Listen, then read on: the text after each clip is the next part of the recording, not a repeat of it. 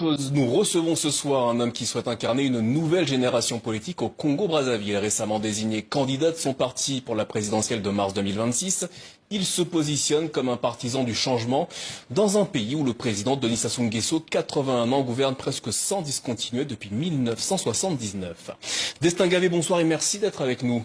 Bonsoir, M. Dosso. Alors, je précise que vous avez été désigné candidat du mouvement républicain pour la présidentielle de mars 2026. C'est donc votre parti. C'était lors du congrès en décembre dernier. Alors, quelles leçons tirez-vous de votre soutien à Guy Parfait-Kolela en 2021 et comment est-ce que vous envisagez l'approche? Comment sera-t-elle différente pour la prochaine présidentielle? Alors déjà, ce qu'il faut dire, c'est qu'en 2021, nous n'étions pas prêts. Nous avons choisi de soutenir le principal opposant au président Denis Sassou Nguesso, donc Guy Parfait-Kolela passe son âme. Et vous estimez que vous êtes prêts désormais? Oui, nous sommes prêts parce que les 4 dernières années, nous sommes restés constants dans notre démarche pour le changement.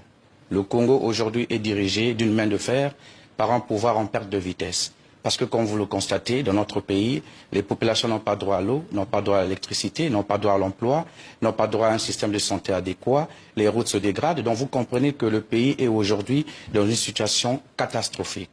Voilà pourquoi nous venons devant les Congolais, en face des Congolais, pour leur proposer une alternative. Quelle serait cette alternative? L'alternative, c'est de dire qu'aujourd'hui, le PCT a démontré ses failles et ses limites. Le président Denis Sassou Nguesso, comme vous l'avez dit, dirige notre pays depuis 41 ans déjà. Et aujourd'hui, nous avons constaté qu'il nous a dirigés avec sa méthode, ses pratiques. Et nous pensons que ces pratiques sont arrivées à leur terme.